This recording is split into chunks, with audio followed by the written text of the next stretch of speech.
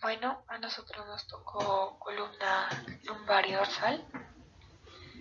Mi grupo está conformado por Ingrid Martín, Hanna Barrera, Manuel y quien les habla, María Camila. A continuación les voy a dar un breve resumen de cómo se compone la columna vertebral. La columna vertebral se compone de vértebras cervicales, que serían 7, vértebras torácicas, que serían 12, vértebras lumbares, que serían 5, el sacro y el coxis. Eh, a continuación, pues les voy a explicar más o menos sobre la columna lumbar. Esta se encuentra en la parte inferior de la espalda, en la tercera región principal de la espalda específicamente. Se les conoce como L1, L2, L3, L4 y L5.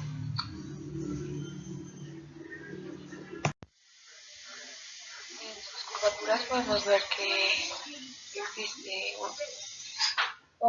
una que se llama cifosis, que es una curvatura que provoca el encorvamiento de la espalda.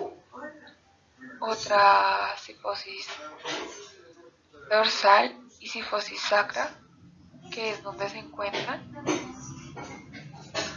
La lordosis, que es una curvatura hacia la parte anterior, y esta se encuentra en lordosis cervical y lordosis lumbar. En este caso pues estamos hablando de lumbar, entonces podemos observar que la zona lumbar haría una lordosis, que es la curvatura que podemos ver en ella.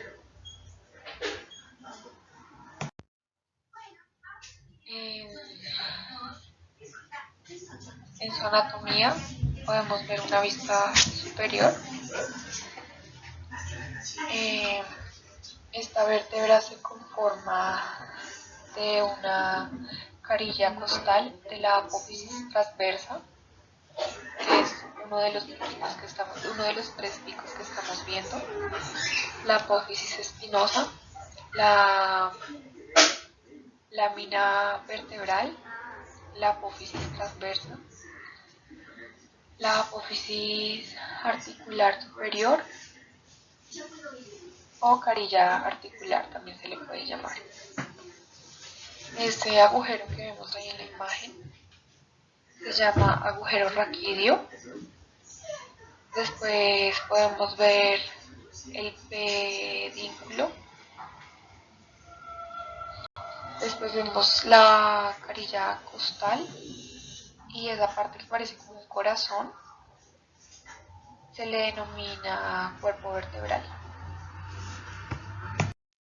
Vista lateral izquierda de una vértebra. Después podemos encontrar que hay unos discos intervertebrales, que estos discos intervertebrales los rodea un anillo fibroso y un núcleo pulposo. El anillo fibroso corresponde a una serie de laminillas fibrosas que son concéntricas y rodean el núcleo pulposo. Y estas son las que unen fuertemente los cuerpos vertebrales. Su función principal es oponerse a fuerzas tensionales, tanto a las originadas por extensiones horizontales del núcleo pulposo, como las que se originan por estrés tensional o distracción de los cuerpos vertebrales en una flexión espinal. Después podemos ver el núcleo pulposo. Básicamente el núcleo pulposo está compuesto por un tejido fibrocartilaginoso laxo.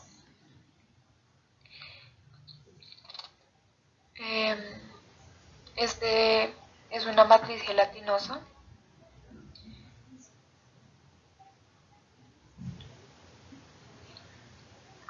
Y es la que forma como la mayor parte del disco intervertebral.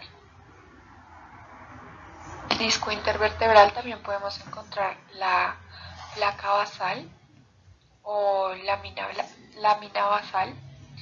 Es una fina capa de matriz extracelular que separa el tejido epitelial y muchos tipos de fibras musculares.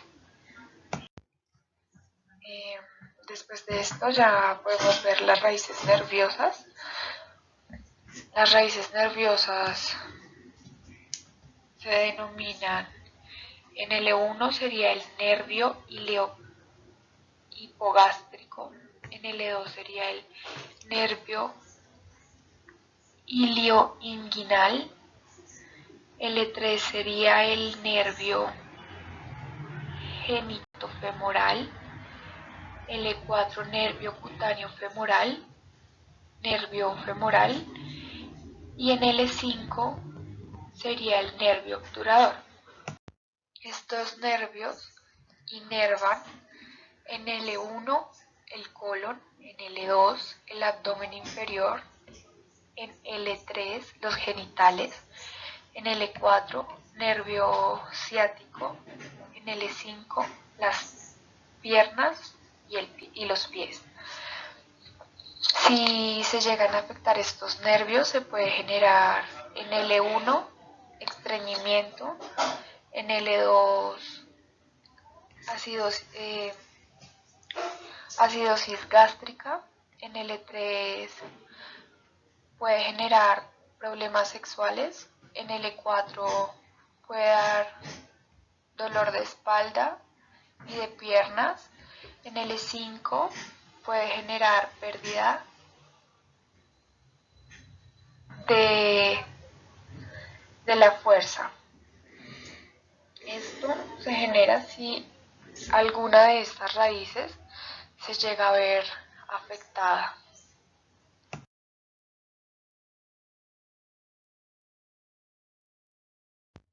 Articulaciones facetarias. Son conexiones entre las vértebras de la columna que permiten los movimientos de la columna a inclinarse o retrocederse. Articulación lumbosacra. Esta articulación es multifuncional, ya que permite que el torso se tuerza y se doble en todas las direcciones. Osteocinemática. En la osteocinemática tenemos el ligamento longitudinal anterior, el ligamento amarillo, el ligamento supraespinoso, ligamento interespinoso, el ligamento longitudinal posterior. El ligamento interespinoso se encuentra entre las apófisis espinosas y en la imagen lo podemos ver de color morado. El ligamento supraespinoso se encuentra entre las vértices de apófisis espinosa y lo podemos encontrar de color verde oscuro. El ligamento intertransverso se encuentra entre las apófisis transversas. Ese está en la imagen del lado derecho, ahí lo podemos encontrar, de color verde claro. El ligamento amarillo protege la médula y los nervios raquídeos y en la imagen está de color amarillo. El ligamento longitudinal anterior y posterior nos cubre la porción basilar occipital hasta el hueso sacro. El longitudinal posterior lo podemos encontrar de color rojo y el anterior de color azul.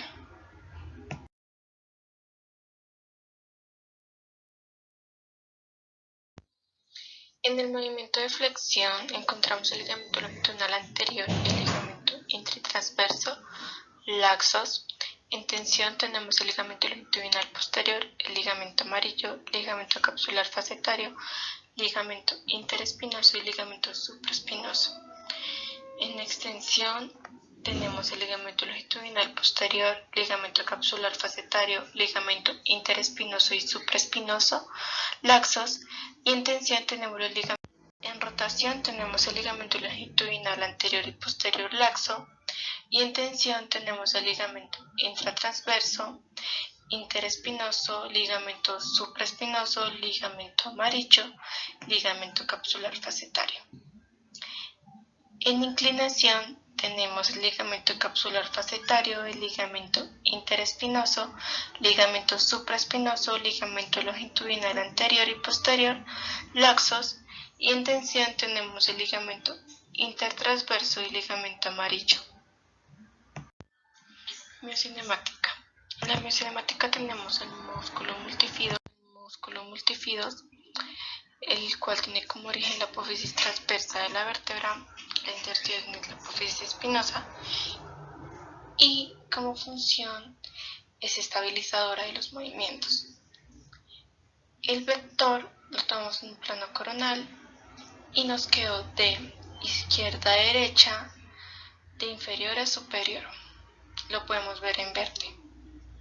El músculo rotador de las vértebras dorsales tiene como origen la apófisis transversa, la inserción es la apófisis espinosa y su función es rotación hacia el lado contrario de la inclinación lateral y extensión e hiperextensión y la rectificación de la cifosis dorsal. Tomamos el mismo plano y el vector nos salió de derecha a izquierda, de inferior a superior. Los espinosos tienen como origen la apófisis espinosa de las vértebras, tiene como inserción la superficie inferior de la apófisis espinosa de la vértebra suprayacente y su función es la extensión de la columna. Tomamos exactamente el mismo plano y el vector nos salió de izquierda a derecha, de inferior a superior. Intertransverso tiene como origen la apófisis transversa, la inserción es la apófisis transversa de la vecina y la función es inclinación hacia el mismo lado y extensión o hiperextensión. El vector nos salió de izquierda a derecha, de inferior a superior. Dorsal. Es una compleja estructura osteofibrocartilaginosa, articulada y resistente en forma de tallo longitudinal, que constituye la porción posterior e inferior del esqueleto axial. La región torácica cuenta con casi la mitad de los segmentos espinales. Su género es la columna dorsal o torácica, porción que conforma columna vertebral formada por 12 vértebras, que es de la T1 a la T12. Su anatomía se localiza entre la columna cervical y lumbar. Cada vértebra está compuesta por cuerpo, 2 pedículos de arco vertebral, 2 láminas vertebrales, 2 apófisis transversas y una apófisis espinosa. Apofisiarias son articulaciones con una movilidad muy limitada, clasificándose como planos o artrodias durante la flexión de 2 vértebras. Además, estas articulaciones ayudan a soportar la extensión de compresión, cisalladura y torsión. Dorsal. Se desempeñó funcionalmente en un papel de protección del eje medicular. Biomecánicamente, el raquis torácico es más estable que el lumbar por sus estructuras óseas circundantes, como costillas y la musculatura de la columna vertebral es la protección, donde está la médula espinal y raíces nerviosas, la base de sujeción, que son ligamentos, tendones y músculos, apoyo estructural, que es cabeza, hombros, pecho, que es donde conecta la parte superior e inferior del cuerpo, flexión, que es donde se genera la inclinación hacia adelante, y la extensión, inclinación hacia atrás. La inclinación hacia costado es de izquierda y derecha y la rotación es de izquierda a derecha. El segmento dorsal es flexión y posterior, donde están los ligamentos vertebrales común posterior, el ligamento amarillo, el ligamento interespinoso y el ligamento supraespinoso, donde hay extensión anterior, que es el ligamento vertebral común anterior, donde se genera choque óseo entre las apófisis articulares y las espinosas. La inclinación hacia la convexidad es donde están el ligamento intertransverso, el ligamento amarillo, la apertura de las costillas, y la concavidad se limita al movimiento por el choque de las apófisis articulares. Y su rotación es en el segmento, es la única que se produce de manera pura, o sea, con contacto con las costillas y tensión del cartílago costal. Miocinemática. Existe un grupo grande y complejo de músculos que trabajan juntos para brindar soporte a la columna vertebral, sostener el cuerpo erguido y permitir que el tronco del cuerpo se mueva, gire o doble en muchas direcciones.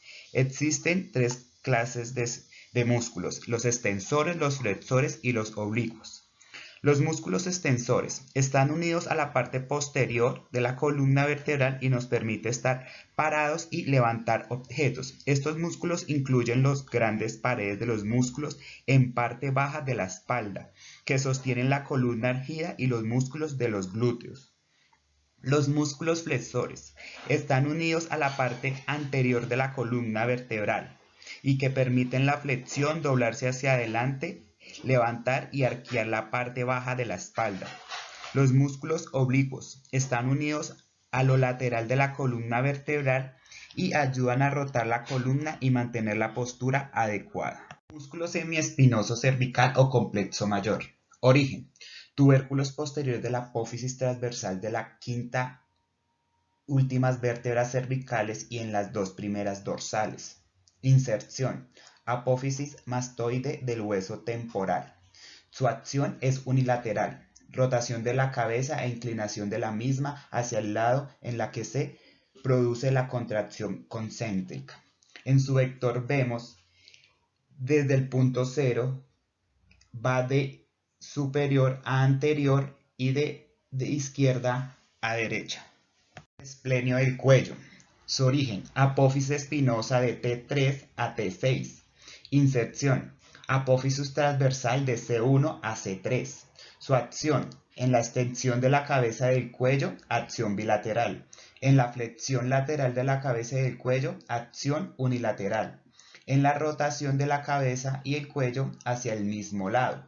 Ahí, como ves, vimos dos, porque como son dos músculos, entonces los vectores pues los hice los dos. Entonces, como se dan cuenta, salen de punto cero y dependiendo de donde se vean, estos se ven de superior a anterior, y dependiendo para donde queramos, derecha o izquierda, entonces ahí es donde se ve el músculo. Músculo semiespinoso dorsal. Origen: apófisis transversal de todas las vértebras dorsales.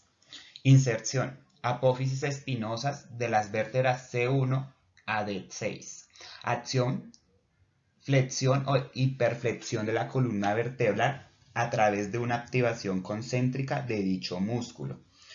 Como vemos ahí el vector, o sea, hay muchos vectores que se pueden sacar ahí porque generalmente tienen un inicio y una interversión que son juntos, pero tienen diferentes orígenes e inserciones. Entonces ahí más o menos se ve uno, que generalmente lo pusimos desde punto cero, desde la parte superior a la parte anterior, ya que hay bastantes vectores que podemos sacar de ese músculo.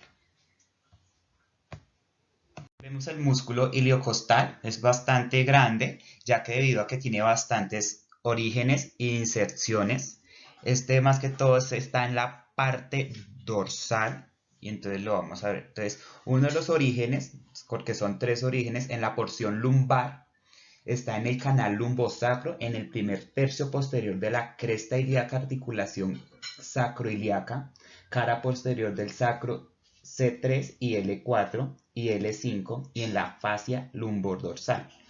En la porción dorsal está en las 6 últimas costillas, en la porción cervical en las 6 primeras costillas. En la inserción encontramos 3 porciones igual. Porción lumbar en la zona laterointerior de las 6 últimas costillas, en la porción dorsal en la zona lateroinferior de las 6 primeras costillas, en la porción cervical en la parte posterior de la apófisis transversas de la quinta últimas vértebras cervicales. Músculo gran dorsal. Entonces este músculo tiene bastantes orígenes, pero termina en una sola inserción.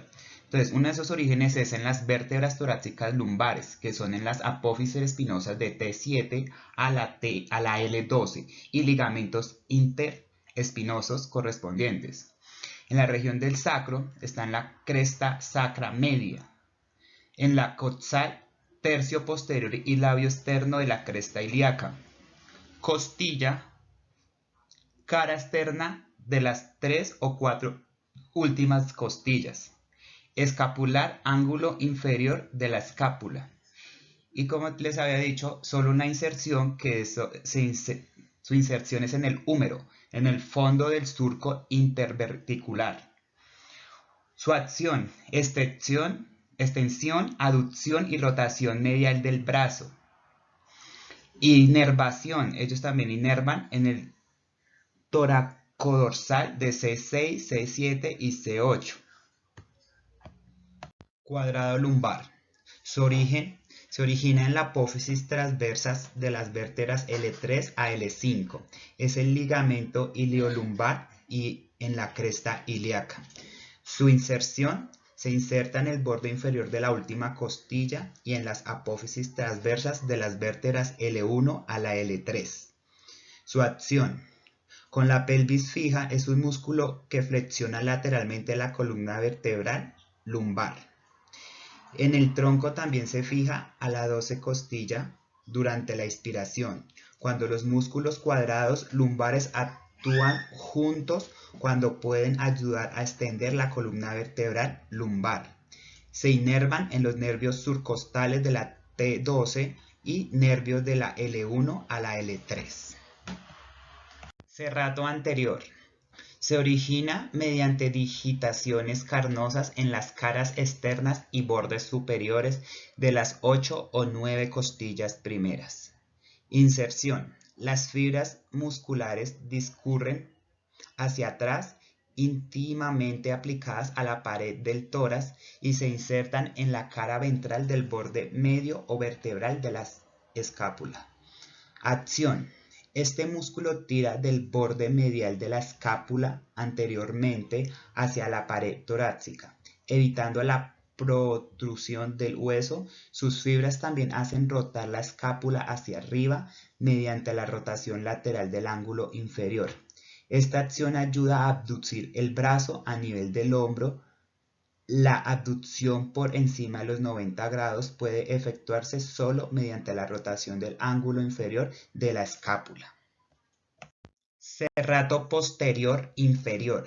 Se origina en la vértebra T11 a la L3. Su inserción, bordes inferiores de las costillas novena a la duodécima. Acción, bajar la parte inferior de las costillas, ayudar a la expiración.